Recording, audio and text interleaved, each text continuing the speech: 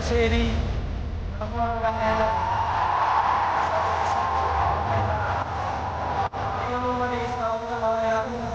ഭാരതത്തിന്റെ ഭരണഘടനയും നിർവ്യാജമായ വിശ്വസ്തതയും ഉണർത്തുമെന്നും ഞാൻ ഭാരതത്തിന്റെ പരമാധികാരം അഖണ്ഡതയും നിലനിർത്തുമെന്നും ഞാൻ കേരള സംസ്ഥാനത്തെ മുഖ്യമന്ത്രി എന്ന നിലയിലുള്ള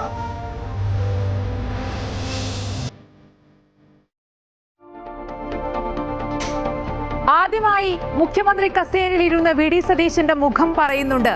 എല്ലാവരെയും വിസ്മയിപ്പിക്കുന്ന വി ഡി സതീശന് ഈ കസേര ഒരു വിസ്മയമായിരുന്നെന്ന്. ദൈവനാമത്തിൽ അധികാരമേറ്റു, 2 ഗ്യാരണ്ടികളിൽ തീരുമാനം. വി ഡിയുടെ ക്യാബിനറ്റിലാണെങ്കിലും കൂറ് കേസിയോടാണ് ഭൂരിഭാഗം മന്ത്രിമാർക്കും. മധുവിധുക്കാലത്തിനപ്പുറം വെല്ലുവിളിക്കാലവും മറികടക്കാൻ കഴിയട്ടെ. മുൻവിധിയോടെ നിഗമനങ്ങളിൽ എത്തുന്നില്ല. മാറട്ടെ കേരളം, മുന്നേറട്ടെ കേരളം. സമഗ്രമായി നോക്കാം ടോപ്പ് 10. ആദ്യം പ്രധാന തലക്കെട്ടുകൾ.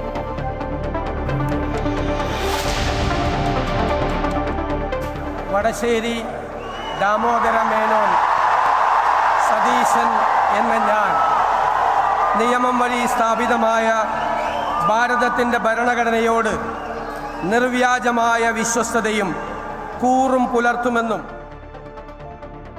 ഇനി ടീം UDF ഭരണം. സംസ്ഥാനത്തിന്റെ 24ാമത് മുഖ്യമന്ത്രിയായി വി ഡി സതീശൻ സത്യപ്രതിജ്ഞ ചെയ്ത് അധികാരമേറ്റു.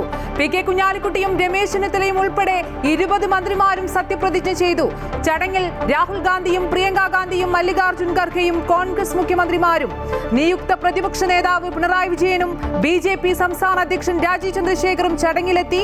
വി ഡി സതീശൻ ആശംസകൾ നേർന്ന് പ്രധാനമന്ത്രി.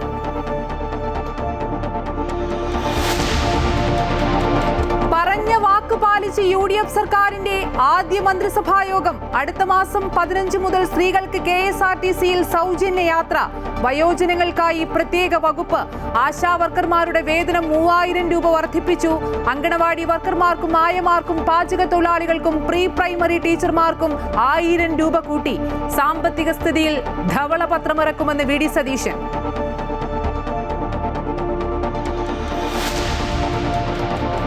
പ്രത്യേക നിയമസഭാ സമ്മേളനം 21-നും 22-നും. MLA-മാരുടെ സത്യപ്രതിജ്ഞ 21-ന് നടക്കും. നയപ്രഖ്യാപനത്തോടെ സഭാ സമ്മേളനം 29-ന്. G. Sudhakaran PROM team speaker, T. Asaf Ali director general of prosecution. മുൻ മുഖ്യമന്ത്രിയുടെ ഗൺമാന്റെ ആലപ്പുഴയിലെ മർദ്ദനം SIT അന്വേഷിക്കുമെന്ന് മുഖ്യമന്ത്രി. കീഴ്വഴക്കങ്ങൾ മാറ്റപ്പെടുമെന്നും വി ഡി സതീശൻ. മുഖ്യമന്ത്രിയുടെ ഗൺമാന്മാരായ ആളുകൾ വളഞ്ഞിട്ട് ആക്രമിച്ച സംഭവം കേരളത്തെ നടുക്കിയൊരു സംഭവം ഉണ്ടായിരുന്നു. ഒന്നും മറക്കാൻ പറ്റുന്നതാണ്. കോടതി ഒരു പുനരന്വേഷണത്തിന് ഉത്തരവിട്ടിട്ട് ഇതുവരെ അന്വേഷണം നടത്തിയിട്ടില്ല. അപ്പം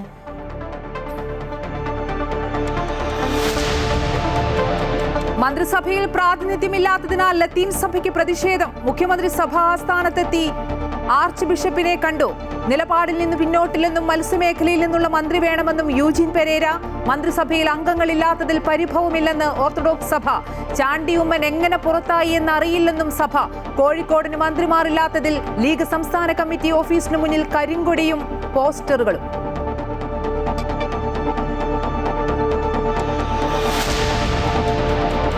KSRTCയിൽ സ്ത്രീകൾക്കുള്ള സൗജന്യ യാത്രാ പ്രഖ്യാപനത്തിൽ ആശങ്കയുമായി സ്വകാര്യ ബസ് ഉടമകൾ. തീരുമാനം നടപ്പാക്കിയാൽ സ്വകാര്യ ബസ് മേഖല തകരുമെന്ന് all Kerala bus operators organisation. സ്വകാര്യ ബസ്സിലെ യാത്രാ നിരക്ക് സർക്കാർ വർദ്ധിപ്പിക്കണമെന്നും ആവശ്യം. നാളെ മുഖ്യമന്ത്രിയെയും ഗതാഗത വകുപ്പ് മന്ത്രിയെയും നേരിൽ കാണുമെന്ന് ഭാരവാഹികൾ.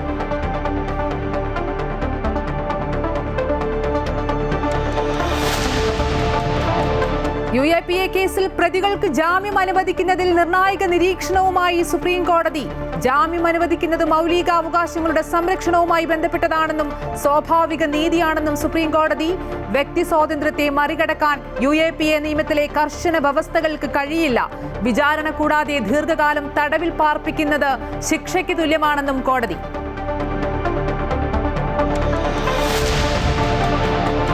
സംസ്ഥാനത്ത് പലയിടത്തും ശക്തമായ മഴ. 8 ജില്ലകളിൽ യെല്ലോ അലർട്ട്. ഇടിമിന്നലിനും കാറ്റിനും സാധ്യതയെന്ന് മുന്നറിയിപ്പ്. തീരമേഖലയിൽ ജാഗ്രതാ നിർദ്ദേശം. മെയ് 26-ന് കാലവർഷം എത്തുമെന്ന് കാലാവസ്ഥാ നിരീക്ഷണ കേന്ദ്രം. ISL സീസണിലെ അവസാന മത്സരത്തിൽ കേരള ബ്ലാസ്റ്റേഴ്സിന് ജയം. FC ഗോവയെ തോൽപ്പിച്ചത് 1-2 ഗോളുകൾക്ക്. IPL-ൽ ചെന്നൈക്കെതിരെ ഹൈദരാബാദിന് 181 റൺസ് വിജയലക്ഷ്യം.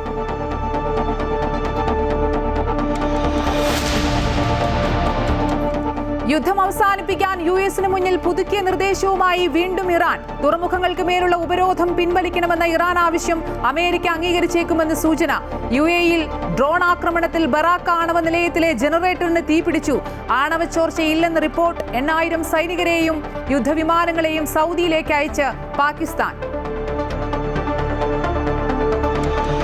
സ്റ്റോറി ഓഫ് ദി ഡേ: അതിജീവനത്തിന്റെ അതിരുകൾ കടന്നൊരു പൂമ്പാറ്റക്കൂട്ടം.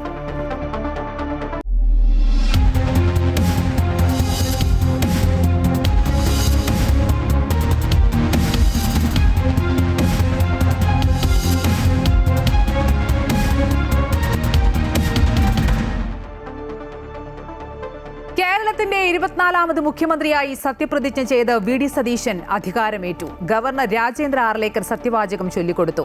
ദൈവനാമത്തിലാണ് VD സതീശൻ സത്യപ്രതിജ്ഞ ചെയ്തത്. 20 മന്ത്രിമാരും സത്യപ്രതിജ്ഞ ചെയ്തു.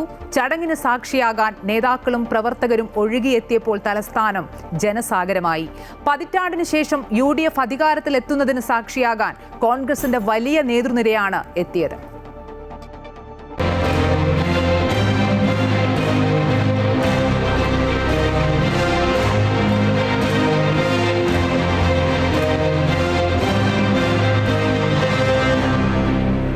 സമയം 10:17.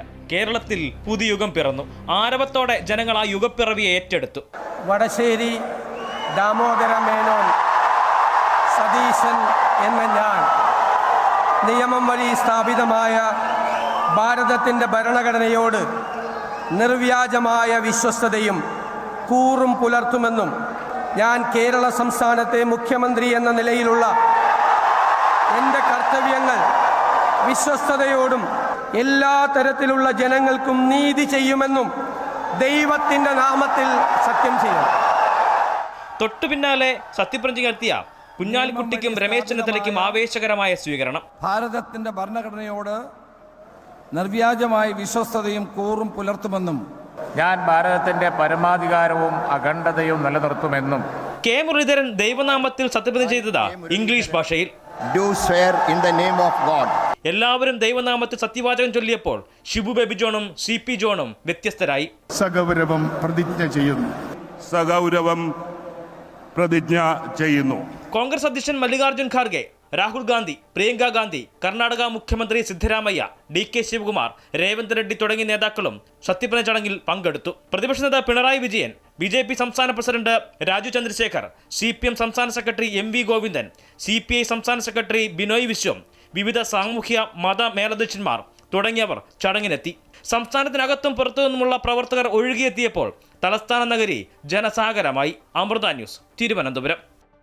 മുഖ്യമന്ത്രി VD സതീശന് ആശംസകൾ നേർന്ന് പ്രധാനമന്ത്രി നരേന്ദ്രമോദി. ജനങ്ങളുടെ ആഗ്രഹങ്ങൾ സഫലീകരിക്കുന്നതിനായി പുതുതായി രൂപീകൃതമായ കേരള ഗവൺമെന്റിന് എല്ലാവിധ പിന്തുണയും ഉറപ്പു നൽകുന്നുവെന്ന് പ്രധാനമന്ത്രി X-ൽ കുറിച്ചു.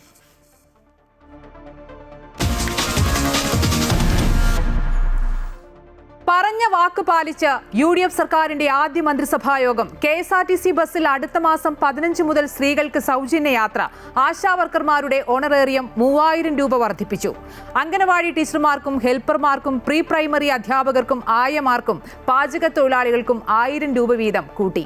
വയോജനങ്ങൾക്കായി പ്രത്യേക വകുപ്പ് രൂപീകരിക്കാനും മന്ത്രിസഭായോഗ തീരുമാനം. കാണല്ലോ പ്രധാനം. വാക്ക് പറയുമ്പോൾ മറന്നുപോലെ ഭയങ്കര എളുപ്പമാണ്. പക്ഷേ വിശ്വാസ്യത എന്ന് പറയുന്നത് ഏറ്റവും പ്രധാനപ്പെട്ട ഒരു കാര്യമാണ്.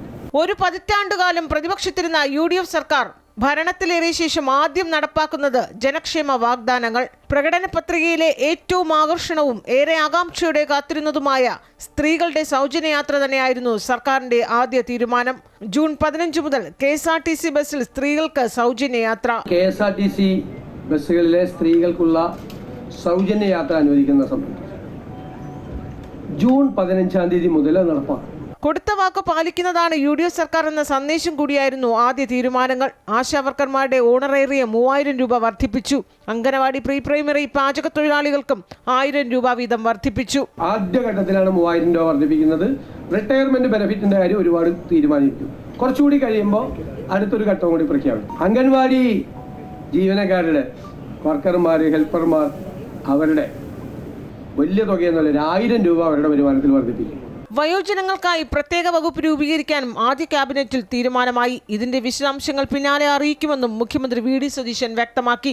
അമൃത ന്യൂസ്, തിരുവനന്തപുരം.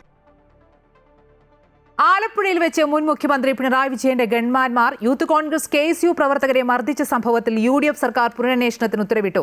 പ്രത്യേക അന്വേഷണ സംഘം പുനരന്വേഷണം നടത്തും. അതേസമയം അഡ്വക്കേറ്റ് ജനറലായി അഡ്വക്കേറ്റ് ജാജു ബാബുവിനെയും ഡയറക്ടർ ജനറൽ ഓഫ് പ്രോസിക്യൂഷനായി അഡ്വക്കേറ്റ് ടി അസഫ് അലിയെയും നിയമിക്കാനും മന്ത്രിസഭാ യോഗത്തിൽ തീരുമാനമായി. വി.ഡി. സതീശൻ സർക്കാരിന്റെ ആദ്യ മന്ത്രിസഭയിൽ കൈക്കൊണ്ട മറ്റൊരു സുപ്രധാന തീരുമാനമായിരുന്നു യൂത്ത് കോൺഗ്രസ് പ്രവർത്തകരെ ഗൺമാൻ മർദ്ദിച്ച കേസിലെ പുനരന്വേഷണം. 2023 ഇടത് സർക്കാരിന്റെ നവകേരള യാത്രക്കിടെ ആലപ്പുഴയിൽ വെച്ച് മുൻ മുഖ്യമന്ത്രി പിണറായി വിജയന്റെ ഗൺമാൻമാർ യൂത്ത് കോൺഗ്രസ് KSU പ്രവർത്തകരെ മർദ്ദിച്ച വിവാദമായ രക്ഷാപ്രവർത്തനത്തിൽ പുനരന്വേഷണത്തിന് ആദ്യ ക്യാബിനറ്റിൽ ഉത്തരവാകുമ്പോൾ അത് UDF സർക്കാരിന്റെ രാഷ്ട്രീയ തീരുമാനം കൂടിയായി. മുഖ്യമന്ത്രിയുടെ ഗൺമാന്മാരായ ആളുകൾ വളഞ്ഞിട്ട് ആക്രമിച്ച സംഭവം കേരളത്തെ നടുക്കിയൊരു സംഭവം ഉണ്ടായി. ഒന്നും മറക്കാൻ പറ്റുന്നതാണ്.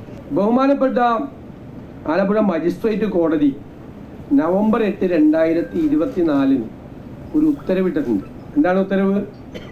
അതൊരു അന്വേഷണം നടത്തണം, പുനരന്വേഷണം നടത്തണം. കാരണം ഇവർ പറഞ്ഞത് ഒരു തെളിവും ഇല്ല എന്നാണ് പറഞ്ഞത്. അപ്പോൾ വീഡിയോ ഉണ്ടെന്ന് പറഞ്ഞു, വീഡിയോ ഇല്ല എന്ന് പറഞ്ഞു. അപ്പോൾ ഇവർ വീഡിയോ ഹാജരാക്കിയപ്പോൾ കോടതിക്ക് അത് ബോധ്യമായി. കോടതി ഒരു പുനരന്വേഷണത്തിന് ഉത്തരവിട്ടിട്ട് ഇതുവരെ അന്വേഷണം നടത്തിയിട്ടില്ല. അപ്പോൾ നമ്മൾ നടത്തണ്ടേ? നിയമപരമായ ഇതല്ലേ. അതുകൊണ്ട് അതിനൊരു സ്പെഷ്യൽ ഇൻവെസ്റ്റിഗേഷൻ ടീം ആ കേസ് അന്വേഷിക്കും. നവകേരള യാത്ര കടന്നുപോകുന്ന വഴിയിൽ മുഖ്യമന്ത്രിയായിരുന്ന പിണറായി വിജയനെ കറുത്ത കൊടി കാണിച്ച പ്രവർത്തകരെ ഗൺമാൻമാരായ അനിൽകുമാറും സന്ദീപ് എസും ചേർന്ന് മർദ്ദിക്കുകയായിരുന്നു. മുഖ്യമന്ത്രിയുടെ സുരക്ഷ ഉറപ്പാക്കാൻ ഗൺമാൻ ചെയ്ത രക്ഷാപ്രവർത്തനമെന്നായിരുന്നു പിണറായി വിജയൻ പലതവണ ആവർത്തിച്ച് ന്യായീകരിച്ചിരുന്നത്. മർദ്ദനമേറ്റ പ്രവർത്തകർ കോടതിയെ സമീപിക്കുകയും പിന്നീട് പോലീസ് കേസെടുക്കുകയും ചെയ്തിരുന്നു. മർദ്ദനമേറ്റ യൂത്ത് കോൺഗ്രസ് പ്രവർത്തകരിൽ ഒരാളായ AD തോമസ് ഈ തെരഞ്ഞെടുപ്പിൽ ആലപ്പുഴയിൽ നിന്ന് ജയിച്ച് MLA ആണ്. അമൃത ന്യൂസ്, തിരുവനന്തപുരം. എന്തായാലും സംസ്ഥാനത്ത് ഭരണമാറ്റം തുടങ്ങിയോ ജനവികാരം കരുത്താക്കി പുതുയുഗത്തിലേക്ക് നയിക്കുമോ എന്നൊക്കെ പരിശോധിക്കേണ്ടതുണ്ട്. ഒപ്പം തന്നെ പുതിയ സർക്കാരിന് മുന്നിൽ, അധികാരമേൽക്കുന്ന സർക്കാരിന് മുന്നിലെ സാമ്പത്തിക വെല്ലുവിളികൾ എന്തൊക്കെ, അവ നേരിടാൻ എന്തൊക്കെ നടപടികൾ കൈക്കൊള്ളണം എന്നുള്ളതൊക്കെ ഇനി അങ്ങോട്ടുള്ള ഈ സർക്കാർ നേരിടുന്ന ഏറ്റവും പ്രധാനപ്പെട്ട വെല്ലുവിളിയാണ്. തുടക്കത്തിൽ പറഞ്ഞ പോലെ തന്നെ കഠിനാധ്വാനം ചെയ്ത് പൂർണ്ണമായ അർപ്പണബോധത്തോടെ ജനങ്ങൾക്ക് നൽകിയ വാഗ്ദാനങ്ങൾ പാലിക്കുമെന്നാണ് മുഖ്യമന്ത്രിയുടെ ആദ്യ ക്യാബിനറ്റിൽ വ്യക്തമാക്കിയത്. എന്തായാലും ഇതുമായി ബന്ധപ്പെട്ട വിശദാംശങ്ങളിലേക്കൊക്കെ പോകേണ്ടതുണ്ട്. രജിത് കുമാർ ചേരുന്നുണ്ട്. രജിത്ത്, വാഗ്ദാനങ്ങളിൽ നിന്നൊന്നും പുറകോട്ടില്ലെന്നാണ് ആദ്യ ക്യാബിനറ്റിന്റെ ഉറപ്പ്. കീഴ്വഴക്കങ്ങൾ ഏറെ മാറേണ്ടതുണ്ടെന്ന് മുഖ്യമന്ത്രി തന്നെ വ്യക്തമാക്കുന്നു.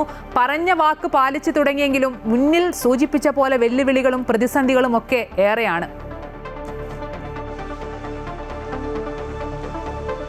തീർച്ചയായും അമ്പിളി, മുഖ്യമന്ത്രിയുടെ ആദ്യ വാർത്താ സമ്മേളനം തന്നെ നമ്മൾ ശ്രദ്ധിച്ചതാണ്. ആദ്യത്തെ മന്ത്രിസഭാ യോഗത്തിന് ശേഷം തന്നെ അദ്ദേഹം പ്രധാനമായും പറഞ്ഞത് തങ്ങൾ പ്രഖ്യാപിച്ച ആദ്യത്തെ 2 ഇന്ദിരാ ഗ്യാരണ്ടികളുണ്ട്. ആ 5 ഉണ്ടായിരുന്നത്. അതിൽ 2 എണ്ണം ഇപ്പോൾ നടപ്പാക്കാൻ തീരുമാനിച്ചിരിക്കുന്നു എന്നാണ്. അതിൽ ഏറ്റവും പ്രധാനം വനിതകൾക്ക് KSRTC ബസ്സിൽ സൗജന്യമായി യാത്ര ചെയ്യാൻ കഴിയുന്നു എന്നതും ഒപ്പം തന്നെയാണ് ആശാ വർക്കർമാരുടെ ഈ ഓണറേറിയം വർദ്ധിപ്പിക്കുന്നതുമായി ബന്ധപ്പെട്ടുകൊണ്ട് 3000 രൂപ വർദ്ധിപ്പിച്ചതുമായി ബന്ധപ്പെട്ടുകൊണ്ടുള്ളതും. അതിന് പിന്നാലെ തന്നെ ഈ 2 ആശ്വാസ നടപടികൾ കൂടി മന്ത്രിസഭയുടെ ഭാഗത്തു നിന്നും ഉണ്ടായിട്ടുണ്ട്. അങ്ങനെ പ്രധാനമായ 2 പ്രഖ്യാപനങ്ങൾ അവർ നേരത്തെ തന്നെ പ്രകടന പത്രികയിൽ പറഞ്ഞിരുന്നത് പോലെ തന്നെ നടപ്പാക്കിയിരിക്കുന്നു എന്നതാണ്. ഇനി വരാൻ പോകുന്ന ദിവസങ്ങളിൽ അല്ലെങ്കിൽ ഇനി വരാൻ പോകുന്ന രീതിയിൽ ഏതൊക്കെ രീതിയിലായിരിക്കും ഭരണം മുന്നോട്ട് പോവുക എന്നതാണ് ഇനി ഉറ്റുനോക്കുന്നത്. തുടക്കം തന്നെ തങ്ങൾ വാക്കുപാലിക്കുന്നവരാണ് എന്നൊരു വ്യക്തത ഇപ്പോൾ ആളുകൾക്ക് കൊടുത്തുകൊണ്ട് തന്നെ ഭരണം ആരംഭിക്കാൻ അവർക്ക് കഴിഞ്ഞു. ഒരു ദിവസമേ ആയിട്ടുള്ളൂ എങ്കിൽ തന്നെയും അത് ഏത് തരത്തിൽ നടപ്പാക്കുമെന്ന കാര്യം ഇപ്പോൾ KSRTC തന്നെ നേരത്തെ തന്നെ ഇതുമായി ബന്ധപ്പെട്ടുകൊണ്ട് പഠനങ്ങളൊക്കെ നടത്തിയിരുന്നു. ആ പഠനങ്ങളുടെയൊക്കെ ഭാഗമായുള്ള റിപ്പോർട്ടുകൾ ലഭിച്ചതിൻ്റെ കൂടി അടിസ്ഥാനത്തിലായിരിക്കും ഈ പദ്ധതി നടപ്പാക്കുന്നത് എന്ന് തന്നെയാണ് വിചാരിക്കേണ്ടത്. എന്തുതന്നെയായാലും നാട്ടുകാരുടെ ഭാഗത്തു നിന്നും നിരവധി പ്രതികരണങ്ങൾ ഇതുമായി ബന്ധപ്പെട്ടുകൊണ്ടുണ്ടായിരുന്നു. അവർക്ക് പറയുന്നത് ഇത് ഏത് തരത്തിൽ നടപ്പാക്കുമെന്ന് ചില ആളുകൾ പറയുമ്പോഴും സ്ത്രീകളൊക്കെയും ഇതിനെ സർവാത്മന സ്വാഗതം ചെയ്യുകയാണ്. തങ്ങൾക്ക് സൗജന്യ യാത്ര, അതേ സമയത്ത് തന്നെ പ്രൈവറ്റ് ബസ് ഓണേഴ്സ് അസോസിയേഷൻ അടക്കം ഇതിനെ എതിർക്കുന്നുമുണ്ട്. അത്തരത്തിൽ പ്രഖ്യാപനങ്ങളിൽ പലതരത്തിലുള്ള അഭിപ്രായ പ്രകടനങ്ങൾ തുടരുമ്പോഴും ജനകീയമായ രീതിയിൽ തന്നെയുള്ള നടപടികളുമായി ആദ്യ മന്ത്രിസഭാ യോഗം തീരുമാനങ്ങൾ എടുത്തിരിക്കുന്നു എന്ന് തന്നെ പറയേണ്ടിയിരിക്കുന്നു. മറ്റു കാര്യങ്ങളിലേക്ക് കടക്കേണ്ടതുണ്ട്. നമുക്കറിയാം മന്ത്രിമാർക്ക് ഇനിയും വകുപ്പുകൾ നൽകിയിട്ടില്ല. വകുപ്പുകൾ ഏതൊക്കെയാണെന്ന് കൃത്യത ഇതുവരെയും വന്നിട്ടില്ല. ആ വകുപ്പുകളുടെ ഒരു വിഭജനം ഉൾപ്പെടെ ഇനിയും നടക്കേണ്ടതുണ്ട്. അത് ഏത് രീതിയിലായിരിക്കും ഉണ്ടാവുക, ഏകദേശ ധാരണ ഇതുമായി ബന്ധപ്പെട്ടുകൊണ്ടായിട്ടുണ്ട് എങ്കിൽ തന്നെയും പലപ്പോഴും പലരുടെയും ഇപ്പോൾ ഘടകകക്ഷികളുടെ അടക്കം മന്ത്രിമാർ ആരൊക്കെയായിരിക്കണം എന്നത് സംബന്ധിച്ച ആദ്യഘട്ടത്തിലൊരു ധാരണയുണ്ട്. എന്നാൽ പലർക്കും ടേം വ്യവസ്ഥയിലടക്കം മന്ത്രിമാർ ആകണമെന്ന നിർദ്ദേശങ്ങളടക്കം മുന്നോട്ട് വരുന്ന ഒരു സാഹചര്യമൊക്കെ നിലനിൽക്കുന്നുണ്ട്. അതൊക്കെ ഏത് തരത്തിലായിരിക്കും ഇനി ഈ മന്ത്രിസഭയിൽ പ്രതിഫലിക്കാൻ പോകുന്നത് എന്നതാണ് നോക്കിക്കാണേണ്ടത്. എന്തുതന്നെയായാലും ആദ്യ ദിവസത്തെ മന്ത്രിസഭാ യോഗത്തിലടക്കം ജനപ്രിയ പദ്ധതികൾ അല്ലെങ്കിൽ ജനപ്രിയമെന്ന് തോന്നിക്കുന്ന നടപടികളടക്കം സ്വീകരിച്ചുകൊണ്ട് പ്രഖ്യാപനങ്ങൾ അടക്കം നടത്തിക്കൊണ്ടാണ് വി.ഡി. സതീശന്റെ മന്ത്രിസഭ മുന്നോട്ട് പ്രവർത്തനം ആരംഭിച്ചിരിക്കുന്നത്. ശരി, ക്യാബിനറ്റ് ബ്രീഫിംഗിൽ മുഖ്യമന്ത്രി വ്യക്തമാക്കിയതും അതുതന്നെയാണ്. വാഗ്ദാനങ്ങൾ മറക്കില്ല, അത് നടപ്പാക്കുക തന്നെ ചെയ്യുമെന്നുള്ളതാണ്. എന്തായാലും ഏറ്റെടുക്കുന്ന ദൗത്യത്തോടുള്ള അതിരില്ലാത്ത ആത്മാർത്ഥതയാണ് വി.ഡി. സതീശൻ എന്ന നേതാവിൽ നമ്മൾ പലതവണ കണ്ടിട്ടുള്ളത്. ഈ സ്വഭാവ ഗുണം ഭരണാധികാരത്തിൽ അത് നാടിന് എങ്ങനെ ഗുണം ചെയ്യും, എന്തെല്ലാം മേന്മകൾ കൊണ്ടുവരും എന്നൊക്കെയാണ് ഇനി കേരളം കാത്തിരിക്കുന്നത്. വിശദാംശങ്ങൾ നൽകുകയായിരുന്നു രജിത് കുമാർ.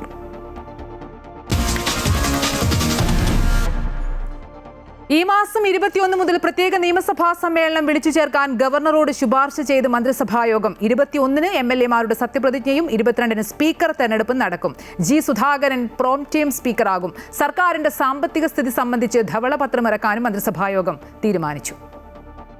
പുതിയ സർക്കാർ അധികാരമേറ്റ ശേഷമുള്ള ആദ്യ നിയമസഭാ സമ്മേളനം ഈ മാസം 29 മുതൽ വിളിച്ചു ചേർക്കും. 29-ന് ഗവർണറുടെ നയപ്രഖ്യാപനത്തോടു കൂടിയാണ് സഭാ സമ്മേളനം ആരംഭിക്കുക. ജൂൺ 5-നാകും ബജറ്റ് അവതരണം. മെയ് 21-ന് MLA-മാരുടെ സത്യപ്രതിജ്ഞ നടത്താനും 22-ന് സ്പീക്കറെ തിരഞ്ഞെടുക്കുന്നതിനുമായി നിയമസഭയുടെ ഒരു പ്രത്യേക സമ്മേളനം വിളിച്ചു ചേർക്കാൻ ബഹുമാനപ്പെട്ട ഗവർണറോട് ഞങ്ങൾ ശുപാർശ ചെയ്തിട്ടുണ്ട്. അങ്ങനെയാണെങ്കിൽ അതിൻ്റെ അംഗീകാരം കിട്ടുന്നതനുസരിച്ച് മെയ് 29-ന് ഗവർണറുടെ നയപ്രഖ്യാപന പ്രസംഗം കൂടി ഉണ്ടാകും. MLA-മാരുടെ സത്യപ്രതിജ്ഞ 21-നും സ്പീക്കർ തെരഞ്ഞെടുപ്പ് 22-നുമാണ്. ഇതിനായി പ്രത്യേക സഭാ സമ്മേളനം വിളിച്ചു ചേർക്കും. മുതിർന്ന അംഗം ജി സുധാകരനാണ് പ്രോടേം സ്പീക്കറാകുക. അതേസമയം സംസ്ഥാനം കടുത്ത സാമ്പത്തിക പ്രതിസന്ധിയിലൂടെ മുന്നോട്ട് പോകുമ്പോൾ ധവളപത്രം ഇറക്കാൻ തീരുമാനിച്ചിരിക്കുകയാണ് സർക്കാർ.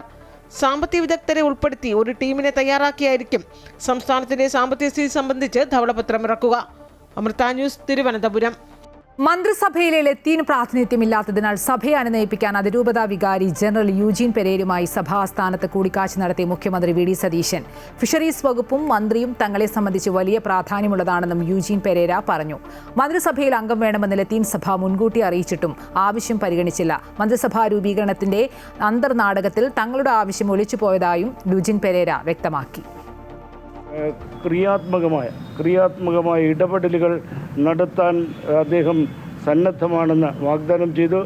ഞങ്ങൾക്ക് അതിലൊരു വലിയ പ്രതീക്ഷയുണ്ട്. ഞങ്ങളെ സംബന്ധിച്ചിടത്തോളം ഈ ഫിഷറീസ് വകുപ്പും മന്ത്രിയും അതുപോലുള്ള കാര്യങ്ങൾ വളരെ പ്രധാനമാണ്. ഈ മത്സ്യത്തൊഴിലാളികളുടെ അനുഭവങ്ങളും മത്സ്യത്തൊഴിലാളികളുടെ മനസ്സും അറിയുന്നവരായിരിക്കണം ഫിഷറീസ് മന്ത്രി. ഓർത്തഡോക്സ് സഭാംഗങ്ങൾ മന്ത്രിസഭയിലില്ലാത്തതിൽ പരിഭവമില്ലെന്ന് ഓർത്തഡോക്സ് സഭാ മാധ്യമ വിഭാഗം തലവൻ ഡോക്ടർ യുഹാനോൻ മാർ ദിയോസ്കോറസ് മെത്രാപ്പൊലീത്ത. ചാണ്ടി ഉമ്മനെ സഭാ അംഗമായി കാണേണ്ടതില്ല. ചാണ്ടി മികച്ച രീതിയിൽ പ്രവർത്തിക്കുന്ന ആളാണ്. പക്ഷേ എങ്ങനെ പുറത്തായി എന്നറിയില്ല. ചാണ്ടി മന്ത്രിയാകണമെന്ന് പുതുപ്പള്ളിയിലെ ജനങ്ങൾ നന്നായി ആഗ്രഹിച്ചിരുന്നുവെന്നും പള്ളി തർക്കത്തിൽ കോടതി വിധി നടപ്പാക്കണമെന്നും അദ്ദേഹം പറഞ്ഞു.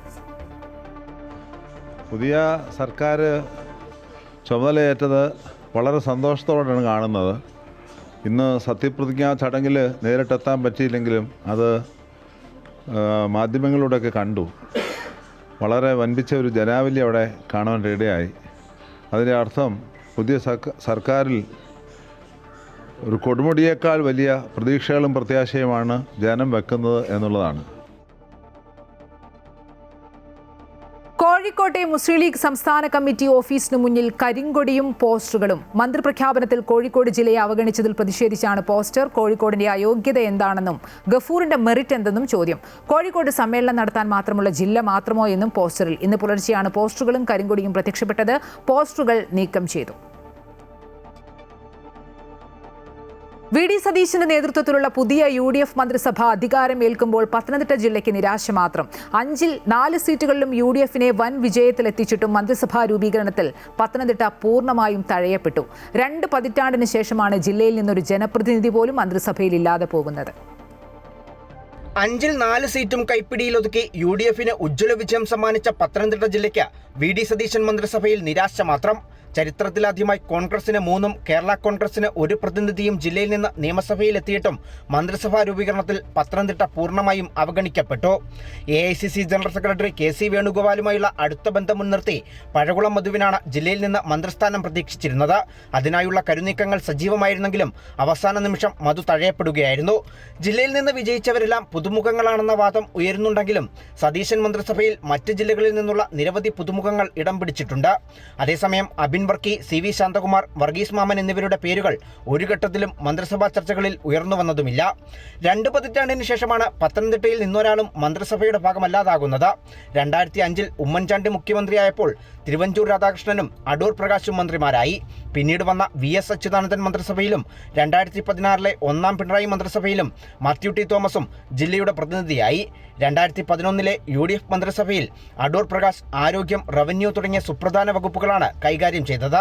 നിലവിൽ അടൂർ പ്രകാശ് UDF കൺവീനറായിരിക്കെയാണ് പത്തനംതിട്ടയ്ക്ക് ഈ തഴയപ്പെടൽ എന്നതും ശ്രദ്ധേയമാണ്. കഴിഞ്ഞ LDF സർക്കാരിൽ വീണ ജോർജ് ആരോഗ്യമന്ത്രിയായും അടൂർ MLA ചിറ്റയം ഗോപകുമാർ ഡെപ്യൂട്ടി സ്പീക്കറായും എത്തിയതോടെ 2 ക്യാബിനറ്റ് റാങ്കുകളാണ് ജില്ലയ്ക്കുണ്ടായിരുന്നത്.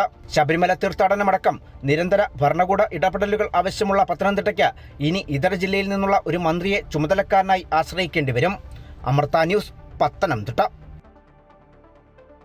തകർക്കാൻ നോക്കിയവർക്ക് മുന്നിൽ തളരാതെ നിന്നൊരു മനുഷ്യൻ. എഴുതിത്തള്ളിയ ചരിത്രകാരന്മാരുടെ പേനത്തുമ്പുകളെ നിഷ്പ്രഭമാക്കി വീണ്ടും ഉയർത്തെഴുന്നേറ്റ രാഷ്ട്രീയ വിസ്മയം. അതാണ് വർത്തമാനകാല കേരള രാഷ്ട്രീയ ചരിത്രം കുഞ്ഞാപ്പ എന്ന് വിളിക്കുന്ന PK കുഞ്ഞാലിക്കുട്ടി. പതിറ്റാണ്ടിന് ശേഷം വീണ്ടും UDF സർക്കാരിന്റെ നെടും തൂണായി വ്യവസായ മന്ത്രിയായി PK കുഞ്ഞാലിക്കുട്ടി അധികാരമേൽക്കുമ്പോൾ കേരളം പ്രതീക്ഷയിലാണ്.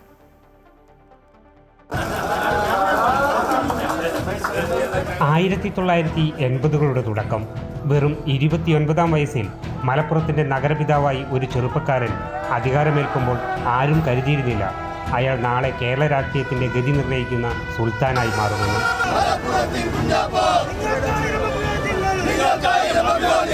പാണക്കാട് പൂക്കോയ് തങ്ങളുടെയും ശിഹാബ് തങ്ങളുടെയും തണലിൽ വളർന്ന ആ യുവാവ് മലപ്പുറത്തിൻ്റെ മണ്ണിൽ ലീഗ് രാഷ്ട്രീയത്തിൻ്റെ ഹൃദയമിടിപ്പായി മാറാൻ അധികകാലം വേണ്ടി വന്നില്ല. നോക്കുകൂലിയുടെയും സമരങ്ങളുടെയും പേരിൽ വ്യവസായികൾ കേരളത്തിലേക്ക് വരാൻ മടിച്ച കാലം മാറ്റിയെഴുതിയത് കുഞ്ഞാലിക്കുട്ടി എന്ന ഭരണാധികാരിയാണ്.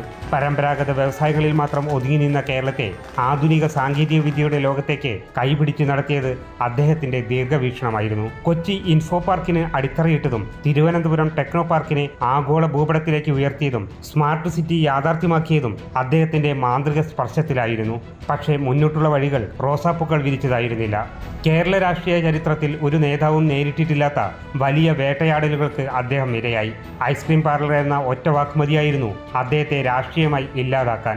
ചാനൽ മുറികളിലും തെരുവുകളിലും അദ്ദേഹത്തിന്റെ ചോരയ്ക്കായി ആക്രോശമുയർന്നു. വികസന നായകന്റെ കസേരയിൽ നിന്നും മന്ത്രിസ്ഥാനം രാജിവെച്ച് തലകുനിച്ച് പടിയിറങ്ങേണ്ടി വന്ന ആ കറുത്ത നാളുകൾ. വിവാദങ്ങൾക്കൊടുവിൽ 2006-ൽ സ്വന്തം തട്ടകമായ കുറ്റിപ്പുറത്ത് പരാജയത്തിന്റെ കയ്പുനീർ കുടിച്ചപ്പോൾ കുഞ്ഞാലിക്കുട്ടി യുഗം അവസാനിച്ചതായി എതിരാളികൾ പ്രഖ്യാപിച്ചു. എന്നാൽ അവർക്ക് തെറ്റി. ഒരു കൊടുങ്കാറ്റായി തിരിച്ചുവരാനുള്ള ഉൾവലിയൽ മാത്രമായിരുന്നു അത്. കോടതിയിൽ നിരപരാധിത്വം തെളിയിച്ച് അദ്ദേഹം മടങ്ങിയെത്തി. 2011-ൽ വേങ്ങരയുടെ മണ്ണിൽ നിന്ന് ചരിത്രത്തിലെ വലിയ ഭൂരിപക്ഷത്തോടെ വീണ്ടും നിയമസഭയിലേക്ക്, മന്ത്രിസഭയിലേക്ക്.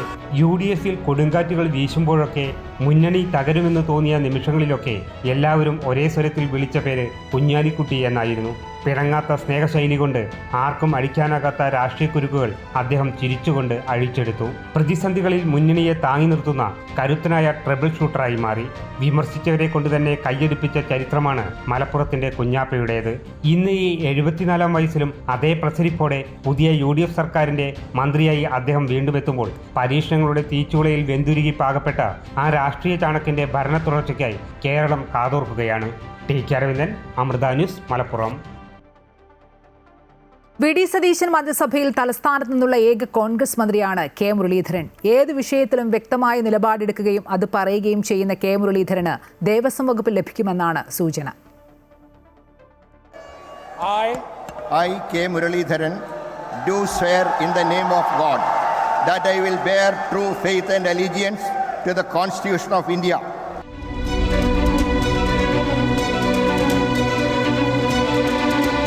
മുൻ മുഖ്യമന്ത്രി കെ കരുണാകരന്റെയും കല്യാണിക്കുട്ടിയമ്മയുടെയും മകനായി തൃശൂരിൽ ജനിച്ച കെ മുരളീധരൻ പതിറ്റാണ്ടുകളായി തിരുവനന്തപുരം സ്വദേശിയാണ്. KPCC മുൻ പ്രസിഡന്റ്, മന്ത്രി, MP എന്നീ നിലകളിൽ പ്രവർത്തന മികവ് തെളിയിച്ചാണ് കെ മുരളീധരൻ VD സതീശൻ മന്ത്രിസഭയിൽ എത്തിയത്. ഏതു വിഷയത്തിലും വ്യക്തമായ നിലപാട് പ്രകടിപ്പിക്കുന്നത് മുരളീധരന്റെ മാത്രം പ്രത്യേകതയാണ്.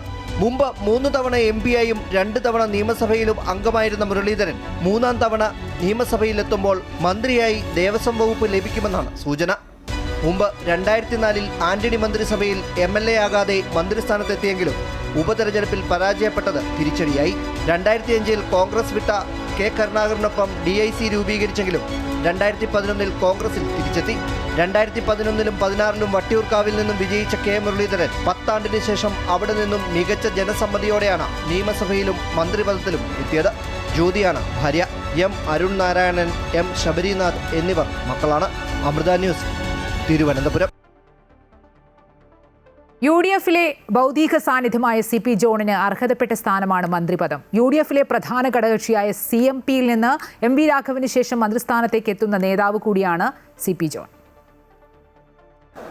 CP ജോൺ എന്ന ഞാൻ നിയമം വഴി സ്ഥാപിതമായ ഭാരതത്തിൻ്റെ ഭരണഘടനയോട് നിർവ്യാജമായ വിശ്വസ്തതയും കൂറും പുലർത്തുമെന്നും SFI സംസ്ഥാന സെക്രട്ടറി, പ്രസിഡന്റ്, അഖിലേന്ത്യാ വൈസ് പ്രസിഡന്റ് എന്നീ നിലകളിൽ പ്രവർത്തിച്ച CP ജോൺ CPM വിട്ട MV രാഘവനൊപ്പം CMPയുടെ രൂപീകരണം മുതൽ അംഗമാണ്. MV രാഘവന് ശേഷം CMP ജനറൽ സെക്രട്ടറിയായി UDFന്റെ ഭാഗമായി തുടർന്നു. സാമ്പത്തിക വിദഗ്ധനും ദീക്ഷണാശാലിയുമായ CP ജോൺ UDFന്റെ ഭൗതിക സാന്നിധ്യവും സെക്രട്ടറിയുമാണ്. മുമ്പ് കുന്നംകുളത്തു നിന്നും നേരിയ വോട്ടിന് പരാജയപ്പെട്ടെടുത്ത് ഇത്തവണ തലസ്ഥാന നഗരിയിൽ നിന്നും നിയമസഭയിലേക്ക് എത്തിയതോടെ മന്ത്രിയുമായി. സംസ്ഥാന ആസൂത്രണ ബോർഡ് അംഗം ഉൾപ്പെടെ വിവിധ നിലകളിൽ പ്രവർത്തിച്ചിട്ടുണ്ട്. ഭൗതിക ശാസ്ത്രത്തിൽ ബിരുദവും നിയമത്തിൽ ബിരുദാനന്തര ബിരുദവും നേടിയ CP ജോൺ നിരവധി പുസ്തകങ്ങളും രചിച്ചിട്ടുണ്ട്.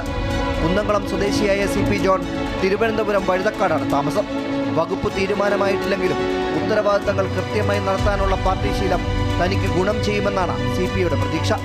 കേരള ബാങ്കിൽ ഓഫീസറായിരുന്ന അരുണയാണ് ഭാര്യ. അപർണ ജോൺ, അഞ്ജന ജോൺ എന്നിവർ മക്കളാണ്. അമൃത ന്യൂസ്, തിരുവനന്തപുരം. മോൻസ് ജോസഫിന്റെ സത്യപ്രതിജ്ഞ ആഘോഷമാക്കി കടുത്തുരുത്തി നിവാസികൾ. അപ്പാഞ്ചിറ റെയിൽവേ മേൽപ്പാലത്തിന് സമീപം കൂറ്റൻ സ്ക്രീനിൽ സത്യപ്രതിജ്ഞ കാണാൻ അവസരമൊരുക്കിയിരുന്നു. വാദ്യമേളങ്ങളും മധുര വിതരണവും പടക്കം പൊട്ടിക്കലും എല്ലാമായാണ് സത്യപ്രതിജ്ഞ ആഘോഷമാക്കിയത്.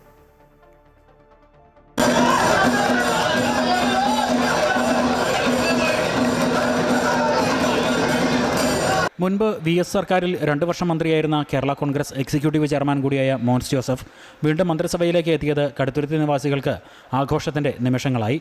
ആപ്പാഞ്ചിറ പാലത്തിന് സമീപം കൂറ്റൻ സ്ക്രീനിൽ സത്യപ്രതിജ്ഞാ ചടങ്ങുകൾ തത്സമയം വീക്ഷിക്കുന്നതിന് അവസരമൊരുക്കിയിരുന്നു.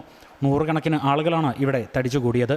സത്യപ്രതിജ്ഞയ്ക്കായി മോൻസ് ജോസഫിനെ ക്ഷണിച്ചപ്പോൾ കരഘോഷങ്ങൾ ഉയർന്നു.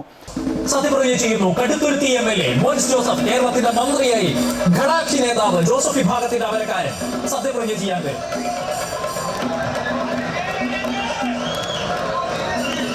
സത്യപ്രതിജ്ഞയുടെ സമയം പടക്കം പൊട്ടിച്ചും മധുരപലഹാരങ്ങൾ വിതരണം ചെയ്തുമുള്ള ആഘോഷത്തിന് വാദ്യമേളങ്ങളും അകമ്പടിയേകി. കടുത്തുരുത്തിയുടെ വികസനത്തിന് വലിയ സാധ്യതയാണ് മോൻസിന്റെ മന്ത്രിസഭാ പ്രവേശനത്തിലൂടെ ഉണ്ടായിരിക്കുന്നതെന്ന് ആളുകൾ പ്രതികരിച്ചു. കടുത്തുരുത്തി നിയോജക മണ്ഡലത്തിൽ മന്ത്രി വേണം. അത് ഞങ്ങൾ സാധിച്ചെടുത്തു. ഇനി അങ്ങോട്ട് മുന്നോട്ടുള്ള പ്രയാണം നല്ല രീതിയിൽ അങ്ങ് പോകും. നല്ല ഉപകാരമുള്ള മനുഷ്യനാണ്, അല്ലാതെ നല്ല മനുഷ്യനാണ്. കേരളം നമ്മുടെ ആപ്പാന്തരെ സംബന്ധിച്ചിടത്തോളം കിട്ടാവുന്നതിൽ വെച്ച് ഏറ്റവും വലിയൊരു അംഗീകാരമാണ് ബഹുമാനപ്പെട്ട ഞങ്ങളുടെ MLA ക്ക് കിട്ടിയിരിക്കുന്നത്. പ്രതീക്ഷ നല്ല പ്രതീക്ഷ. കാരണം പുള്ളിപ്പം മന്ത്രിയാണ് ഞങ്ങളെ.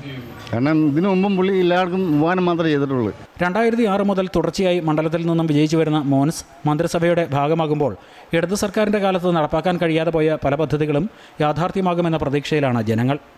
അമൃത ന്യൂസ്, കോട്ടയം. മന്ത്രി എം ലിജുവിനെതിരെ പ്രതിഭ. ലിജു ജയിച്ചത് ശരിയായ മാർഗത്തിലല്ല. കരഞ്ഞു വോട്ട് വാങ്ങി. താൻ കരഞ്ഞത് വോട്ടിന് വേണ്ടിയായിരുന്നില്ല. കരഞ്ഞല്ല വോട്ട് വാങ്ങേണ്ടത്. തെരഞ്ഞെടുപ്പ് കാലത്ത് തന്നെ വില്ലത്തിയാക്കി വീടുകൾ കയറി അപവാദ പ്രചരണം നടത്തി. 2 തവണ പ്രതിഭ ജയിച്ചതല്ലേ, ഇനി UDFന് അവസരം തരണമെന്നായിരുന്നു പ്രചാരണം. ഇത് കേട്ട ജനങ്ങൾ മാറി ചിന്തിച്ചു. തോൽക്കാൻ പ്രധാന കാരണം ഇതാണ്. മകനെക്കുറിച്ച് അനാവശ്യം പറഞ്ഞു. മകൻ രാഷ്ട്രീയത്തിൽ പോലുമില്ല, എന്നിട്ടും ആക്രമിച്ചു. മകനുമായി ബന്ധപ്പെട്ട വിവാദങ്ങളിൽ ഉടൻ മറുപടി നൽകും. ജയിക്കാനായി മണ്ഡലത്തിൽ UDF പണം ഒഴുക്കിയെന്നും പ്രതിഭ ആരോപിച്ചു. ഫേസ്ബുക്ക് ലൈവിലായിരുന്നു പ്രതിഭയുടെ പ്രതികരണം. എന്നുള്ളതാണ് ഏറ്റവും പ്രധാനം. അപ്പോൾ നിയുക്ത MLA ആയി വന്ന് ഇന്ന് മന്ത്രിയായി സത്യപ്രതിജ്ഞ ചെയ്ത കായംകുളത്തിന്റെ പുതിയ MLAക്ക് മന്ത്രിക്ക് ആദ്യം തന്നെ അഭിനന്ദനങ്ങൾ രേഖപ്പെടുത്തുകയാണ് ഫ്രം മൈ ഹാർട്ട്. കാരണം ഒരു ഹാർഡ് വർക്കിന്റെ അല്ലെങ്കിൽ ഒരു കൂട്ടായ പ്രവർത്തനത്തിന്റെ ഒക്കെ തന്നെ തീർച്ചയായിട്ടും ഒരു വിജയമാണ് UDFനോട് കിട്ടിയിരിക്കുന്നത്. ഒപ്പം ധാരാളം കള്ളപ്രചരണങ്ങൾ എനിക്കെതിരെ നടത്തിയിട്ടുണ്ട്. എന്നെ തന്നെ അറിയാവുന്ന പല സുഹൃത്തുക്കളും പറഞ്ഞത്, പ്രതിഭ 2 തവണ ജയിച്ചല്ലോ, ഇനി ഒരു തവണ ഒരവസരം എനിക്ക് തരണം എന്ന് തന്നെയാണ് UDFന്റെ സ്ഥാനാർത്ഥിയായിരുന്ന ഇപ്പോഴത്തെ മന്ത്രിയായിട്ടുള്ള നമ്മുടെ കായംകുളത്തിന്റെ MLA അദ്ദേഹത്തിന്റെ പ്രചരണ വേളയിൽ പറഞ്ഞത്. നമ്മൾ UDF സർക്കാരിന്റെ സത്യപ്രതിജ്ഞാ ചടങ്ങുകൾക്ക് ശേഷം കണ്ണൂരിലെത്തിയ പ്രതിപക്ഷ നേതാവിന് ഉജ്ജ്വല സ്വീകരണം. കണ്ണൂർ വിമാനത്താവളത്തിലിറങ്ങിയ പിണറായി വിജയനാണ് പ്രവർത്തകർ സ്വീകരണം ഒരുക്കിയത്. ജില്ലാ സെക്രട്ടറി KK രാഗേഷിന്റെ നേതൃത്വത്തിലായിരുന്നു സ്വീകരണം. ജനപക്ഷത്തെ പോരാട്ടങ്ങൾക്കും വിമോചന പോരാട്ടങ്ങൾക്കും പ്രവർത്തകർ അഭിവാദ്യമർപ്പിച്ചു.